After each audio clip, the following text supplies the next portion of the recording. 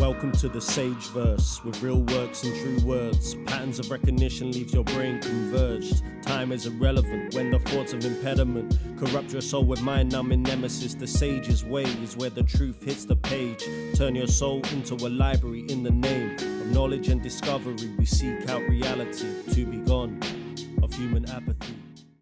Welcome to the Sage Verse, where we explore the pressing questions of our age. My name's Jason, and today I'm joined by a good friend of mine and fellow founder of the channel, Hermes. How are we doing today, man? Very well, thank you, Jason. This is the Sage's Way podcast. How are you doing today? Yeah, I'm doing great, thanks. So, it's my topic today. The question we're going to discuss is, what is the nature of creativity? What do you think about that? One. Yeah, creativity definitely has some kind of benevolent force about it. If you look at people's art, I guess everything really stems from creativity. Every product you buy, that came from someone's mind. So there's definitely something interesting about it, the kind of innovative force humans are capable of. What you got in mind for kind of what direction we're going to go in with it? I would just say let's just inquire into the nature of it. So I've got a quote that I want to hit things off with, and you can tell me what you think of it. More gold has been mined from the thoughts of men than has been taken from the earth. The riches or the capacity for wealth lies more in the mind than could possibly exist on the planet. Physical resources. Do you know what I mean? So in the sense that absolutely, the power of the mind can create wealth if we allow it, if we enable it, if we have the tools to really harness and tap into what we have in our minds to manifest those ideas in physical reality. So when we're looking at the nature of creativity, well, it's taking an idea almost like a seed, planting it in the ground, and then nurturing that seed with hard work in the physical world in order to see that seed grow into a plant, and in order to see that idea grow into a business. Everything that we see that is a manifestation in reality, whether it be a business, whether it be a car, whether it be a supercar, whatever it might be, all stem from an idea. And I think that ties in quite nicely as well. What is the nature of creativity? Well, in my mind, it's the process of ingenuity, it's innovation, it's taking something that's so abstract and making sense of it in a new way that allows us to make use of it in the real world. And I think that applying creative perspectives, seeing things from unconventional and nuanced ways, allows us to invent things. And I think that is the nature of creativity, that new perspective. Yeah, no, it's definitely a really interesting perspective and interesting way of looking at things. Because if you're going to compare creative innovation and the riches it's led us to versus just kind of physical resources, like if you look a few hundred years ago, the people living in extreme kind of poverty, there was a shorter lifespan, very poor kind of hygiene, a very poor way of living, and the same, or more or less the same, physical resources were available. The only thing that's evolved, well, we've had an increase in population, which meant I suppose more people, but our imagination barrier has extended that step further. The limitations of our own imagination have increased based on certain people innovating upon ideas and creativity kind of pushing us forward in that way. We've expanded our lifespan. We're probably the richest civilization on average than that's ever existed before. Obviously, poverty still does exist, but there's definitely been an amazing innovation. And if you want to discuss the nature of creativity, it reminds me of that idea of the Fibonacci sequence. So for anyone that doesn't know, it's also known as the golden ratio. It's basically a mathematic equation, which is like 0, and then 0 plus 1 is 1, 1 plus 1 is 2. You add from the number behind, basically 2 plus 1 is 3, 3 plus 2 is 5, 5 plus 3 is 8, and so on. And this sequence basically is found within nature. It's how plants and galaxy spirals and snail spirals, and even kind of how our bodies are formed. Everything follows this sequence. Even the stock market, like unknowingly, it Yeah. follows this Fibonacci sequence, and that is the sequence of creativity. It's how music It's the is creative harmonized. force of life. Exactly. It's if you were going to say the world is some kind of simulation or computer program, that would be the programming of kind of innovation and creativity. So that's something that's found within everything and everyone. And Is it yeah, go on. how does one manifest that though? Because arguably we live our lives not as creative beings that is able just to produce ideas and create wonderful things on the go. It's not like it's a Hmm. consistent thing that we all possess. We're challenged by our discipline. We're challenged by life in general gets in the way of allowing us to be creative. Is there a way that we're able to tap into this creative process, this sequence that allows us, almost like a flow state that allows us to produce Yeah, ideas? it is Is there definitely is a there flow state. I'd say it works with people unconsciously, regardless if you're tapping into it or not. If it manifests itself on the stock market with greedy businessmen, it's gonna manifest in you as well. But obviously, unconsciously versus consciously, I think if you tap into that to a greater level, you can definitely, mm, yeah, work with it in a better way. What I believe it is, a lot of people see themselves as separate from nature, separate from the universe. Like we're really not, we're part of it. It's everything is flowing and moving as one thing. And that Fibonacci sequence is something that exists with all things. It's the law that connects us all in a way. It's essentially if you look mm, at our relationship with nature, we're not separate from it. We breathe, and trees yeah, turn our carbon dioxide to we are one at oxygen. the end of the We day. Exactly. The water we release is purified by nature, and then we're kind of in a constant alchemical exchange with nature. And yeah, the kind of force that kind of defines it all is this Fibonacci sequence. And that's nature's also constantly creating. It's growing flowers, growing trees, growing like that is the force of creativity. It's all one thing, and it exists I'm within us as well. So it's about tapping into that, accessing that. I was never really a creative person when I was young. Well, I was at first, and then I kind of shut off my creative instincts due to schooling. And they say we have kind of mm, two sides of the brain: the left brain, which is very logical, statistical, and then the right brain, which is very more creative, our creative side, expressive side, masculine, feminine as well. Yeah, so I guess the schooling system is very much more left brain focused. So I have to say during my schooling, it shut off for me. I had to kind of recondition myself into being creative. One way I did this, if anyone is interested, there's a really good book that's called The Artist's Way. It's by Julia mm. Cameron. It's actually like a 12-week program, which is all about tapping into that creative natural force that exists within you, and kind of overcoming your negative conditioning that or negative belief patterns that thinks you're not creative, because inside everyone is that creative nature. And yeah, we are all here to bring our own unique thing into this physical plane we're born into, essentially.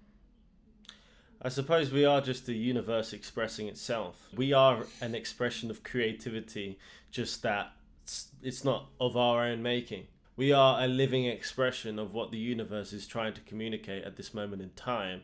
And you are now the master of how you decide to create that picture on Earth. How do you deal with that responsibility? How do you deal with that responsibility of being able to master your own creation? At the end of the day, we're given a free will, and if you can make the Mm-hmm. right decisions that allow you to create things that are ingenuous and innovative, then you're adding massive value to society. There are creative aspects that have a negative Yeah, I'm impact on sure. society, such as nuclear weaponry, the innovations That's of more nuclear destructive. It's science. the opposite of creation, isn't it? But I guess you're Yeah, it's creating almost for like too much forces of virtue is a destruction. vice. Yeah, you're creating something that has a negative consequence, and it's the application of that, right? Not I all would say, creativity is positive, because you could go out to create things that have a negative impact on society. This ties into what you're creating. What is the purpose of your creation? What is the underlying reason for why you're creating something? Does it add value to society in any shape or form? I suppose these are the moral and ethical sides of what you're creating, and yeah. they should be considered if a creation is to add any value to a society. With the Wright brothers, for example, they're an example of taking risks and being creative and trying to find a way to fly, which is the ultimate expression of creativity. Yeah, that was a massive innovation for humanity. And really connecting us as well, like our ability to really travel, experience different cultures and things like that. You know, without that, and that kind of ties into the point I was about to make. I believe we all have a creative and a destructive force, similar to the one of our recent episodes. We all have good and evil that exists within us. It's what you nurture that's going to come into fruition. So I think how we kind of nurture in regards to this Fibonacci sequence, like I said, if we are connected with nature, like we have we're within that process of everything unfolded, like universe. What does that mean? It's like one dance, one song, you know, it's one thing playing out kind of, and everything is playing its own part. And like you said, everyone has their own innovation they can bring. Not one person can do everything, but everyone can do something. And I believe if you're going to go in the force of destruction, which is the direct opposite of creativity, it's because you don't see yourself as one with nature or connected to it. If you see yourself as separate from everything, if you see yourself as separate from everyone, if you don't have any kind of connection to any benevolent force or any faith, if you feel this level of isolation, disconnection in your environment, I believe that's what usually causes the force of destruction. Or, you know, if we didn't see ourselves, but that's a creative process in its own right, isn't it? Because let's say you're challenging the status quo, or you're an outsider, then you're bringing a new perspective that's not accepted, right? You're almost looking at something from a new way and a different perspective than what the status quo is. So by virtue of being connected, I think that our humanity does that anyway. And I think that if there's a moment in time where you feel you're on the other side in terms of not being connected socially or whatever, then ask yourselves why. You know, there has to be a reason for that. There's a funny quote about trying not to fall in line with the insane, fall victim to irrational thinking of the mob, right? So there's that problem as well. But I would say that's a collective. I would say that's a collective movement of disconnected people, if that makes sense. Yeah. They're not people that are connected with nature, that care about nature, that care about each other. If you look at these kind of modern societies, you know, they live in a concrete jungle, something that's basically constructed literally to keep you away from nature. If you looked at the Earth from space, you would see it as like a living, breathing organism, almost like an atom. Everything is connected with itself. But then if you zoom into like a city, you're like, what is that? It's almost like a growth on that living organism, like with smoke coming out of it. And people that exist within like these concrete jungles, separate from nature, they don't have trust within each other. Because if everything is one, or everything is connected, people are connected with each other as well. We all share the same air, we all share the same food, we all share the same water. You know, there is more we have in common than we have separate. But if it depends what scope and perception you're looking for, because everything that exists within that Fibonacci sequence came from the same thing or follows the same rules. So if you live and exist within that, you will see yourself as connected with the world around you. But if you see yourself as disconnected from the world around you, you just go into your 9-to-5 job in this concrete jungle, breathing in dirty, smoky air, disconnected from seeing a lot of parks and nature and things like that, you're going to be in a more destructive. People wouldn't hurt each other, people wouldn't pollute nature, people wouldn't do all these things or live like in this destructive manner if they felt a connection to it. If we were connected to something, like we wouldn't do that to our family because we feel a connection to them. We wouldn't do that to our home environment because we feel a connection to it. But outside, if we don't feel that connection, we don't feel that homely kind of feeling, we don't feel like it's a part of us, then yes, we're going to destroy it. And that's all down to perception and your self-belief of your relationship with it. Yeah, I mean, you're talking there about Feng Shui almost. You know, the Chinese belief system of Feng Shui, and that how you order your environment has an impact on your life. Yeah, start with your room, but also in Guangzhou and I'm sure other cities, they've actually shaped buildings that promote nature in some sense. So they organize Wow. their environment based on what complements nature. And it's very much in line with how, how the world should be in the first place, or how nature should be, because they're aware that, or they're familiar with the idea that by constructing things artificially the way that we do with buildings and creating concrete jungles and these sorts of things, we are impacting the way that nature would grow organically and create the environment it would organically, rather than humans implementing their own designs upon nature, Yeah. which are not necessarily compatible with what's best for us if it was derived independently. Like Now, what Feng Shui nature is an produces amazing for us, practice for sure. it is. And they've got some interesting ideas regarding chi and making sure that you don't block the movement of chi and things like this, which Yeah. I it's a experienced a lot of spiritual that in idea. China. Yeah, exactly. And supposedly the way you design your home, the top of your bed should be Hmm. facing the wall. It shouldn't be open and things like this. So, I mean, I've Mm. got some interesting things, but the idea of feng shui being a natural environment that you're trying to cultivate, I think it Hmm. ties in with what you're saying about this oneness that you No, 100%. It want to all stems create. from Taoism, which also like the Tao means the way. Connecting with the Tao is Mm, like connecting with nature, and it follows that same principle, like as above, so below, as within, so without. Like if you look at nature, like the trees, for example, they produce mm, oxygen, same as our lungs. That's why they talk about your internal health. Our kind of internal body is pretty much the four elements or five elements. Water, there's water within society. Our energy can be seen as fire. Earth is the food we're consuming. Air we're constantly breathing into our lungs. We are very similar, like alchemically, to nature. We're like a byproduct of it. And that Jordan Peterson often refers to this. He talks about Taoism quite often, and he's one of his first 10 rules of life, was it 12 rules of life, was mm. to clean your room, and the massive impact just having an organized room can have. And that comes from a Taoist quote. I'll say it's, if there's to be peace within the world, there must be peace between countries. If there's to be peace between countries, there must be peace between cities. If there's to be peace between cities, there must be peace between neighbors. If there's to be peace between neighbors, there must be peace within the home. If there's to be peace within the Mm. home, there must be peace within one's own heart.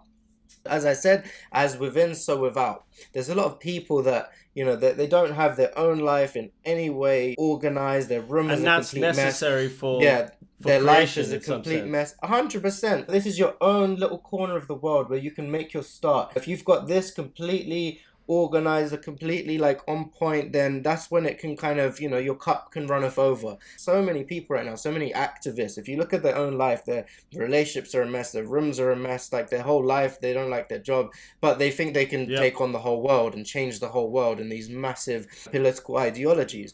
Like, start in your When in there's your holes in their own internal world first. stories, right? 100%. And if you're gonna take these massive roles when your own corner of the world is like completely a mess, you're gonna make a mess of the world. It starts internally and it slowly goes outward. It's not the opposite. It's not you change the top and then it's gonna fix the bottom. I think it's the bottom Yeah, you up. spew what you have to give at the end of the day, and if your own environment is not in order, as Jordan Peterson does say, then that's just going to spew over in the Yeah. real world. So I 100% Hmm. agree. Yeah. And yeah, don't think lightly of a collective of people, following this same way of being. There's a Gandhi quote: be the change you want to see in the world. If you know, make yourself your own project. Look at the Mm. man in the mirror, and that is your project to make yourself the best you can be. You interacting with other people, they're going to take notice of that. They're going to be inspired themselves to make a change in their own lives. That is the best thing you can do is, make yourself your own project, self-cultivate your mind, your body, inspire others as well, share with others as well. Let that happen naturally, but your prerogative should be onto yourself. And your creativity is your It's your that's lifeblood. your It's your essence. yeah. It's the way you That is. express yourself. It's Mhm. everything. Thank you everyone for watching. If you like the subject today, we'd like you to share your thoughts and your comments in the comment section below. Any ideas for other videos, please send them through. Hermes, you have anything you want to say? Nah, thanks for listening. Peace out. Peace. Welcome to the Sage Verse. Please just observe the birth of this creative surge for the purpose to leave hatred purged and replaced with words that will make you learn to take your place on earth. And once you've taken your place and found your greatest of traits, cultivated the day, this will be making you say, this is the sage's way.